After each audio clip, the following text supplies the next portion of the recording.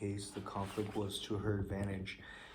If the various parties were fighting to the death and exhausting themselves in the process, they were in no position to gobble up Mantua. The source of Isabella's power was her clever ability to seem interested in the affairs and interests of each side, while actually committing to no one but herself and her kingdom. Once you step into a fight that is not of your own choosing, you lose all initiative. The combatants' interests become your interests. You become their tool. Learn to control yourself, to restrain your natural tendency to take sides and join the fight. Be friendly and charming to each of the combatants. Then step back as they collide. With every battle, they grow weaker, while you grow stronger with every battle you avoid. When the snipe in the muscle struggle, the fisherman gets the benefit. Keys to power. To succeed in the game of power, you have to master emotions. But even if you succeed in gaining such self-control, you can never control the temperamental dispositions of those around you.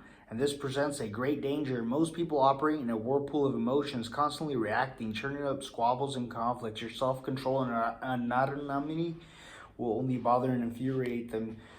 They will try to draw you into the whirlpool, begging you to take sides in their endless battles or to make peace for them. If you succumb to their emotional entreaties, little by little you will find your mind and time occupied by their problems. Do not allow whatever compassion, pity you possess to suck you in. You can never win in this game. The conflicts can only multiply. On the other hand, you cannot completely stand aside, for that would cause needless offense. To play the game properly, you must seem interested in the other people's problems, even sometimes appear to take their side. While you make outward gestures of support, you must maintain your inner energy and sanity by keeping your emotions disengaged. No matter how hard people try to pull you in, never let your interest in their affairs and petty squabbles go beyond the surface. Give them gifts, listen with a sympathetic look.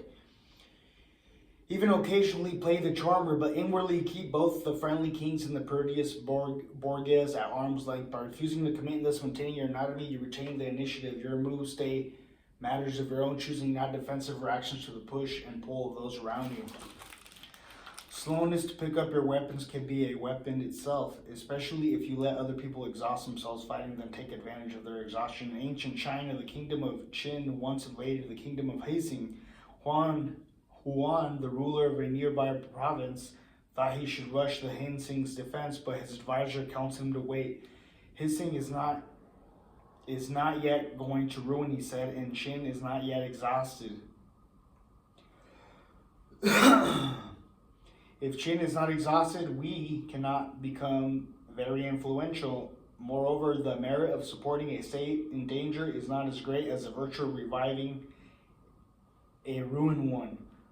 The advisor's argument won the day, and as he had predicted, Huan later had the glory both of rescuing Hsing from the brink of destruction and then conquering an exhausted Qin. He stayed out of the fighting until the forces engaging it had worn each other down, at which point it was safe for him to intervene.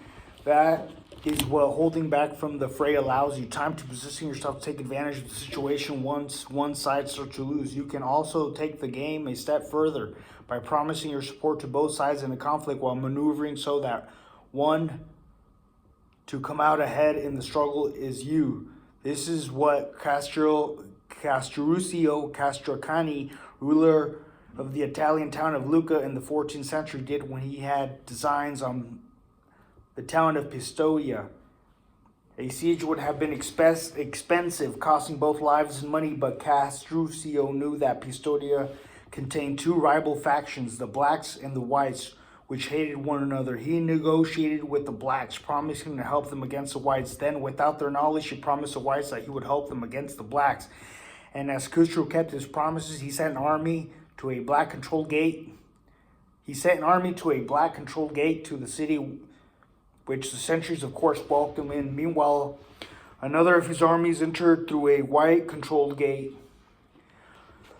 The two armies, united in the middle, occupied the town, killed the leaders of both factions, ended the internal war, and took Pistoia for Castruccio. Preserving your autonomy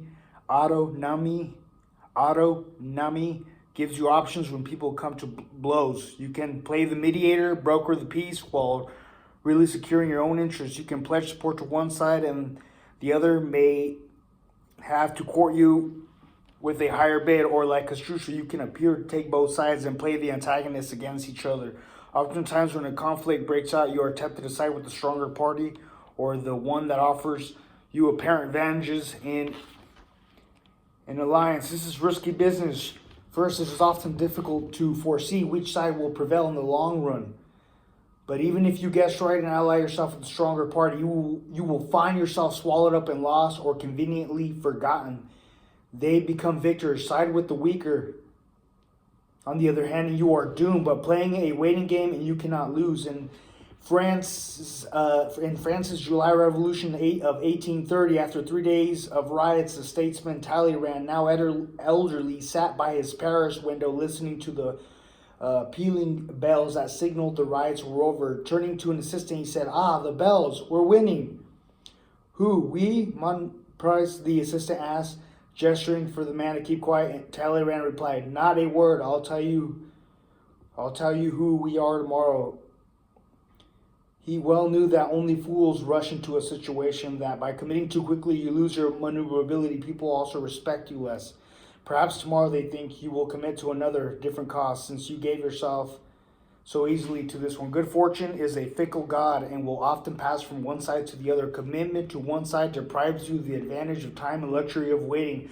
Let others fall in love with this group or that. For your part, don't rush in. Don't lose your head. Finally, there are occasions when it is wisest to drop all pretense of appearing supportive and instead trumpet your independence and self-reliance. The aristocratic pose of independence is particularly important for those who need to gain respect. George Washington recognized this and his work to establish a young American republic on firm ground. As president, Washington avoided the temptation of making an alliance with France or England, despite the pressure on him to do so. He wanted the country. Okay.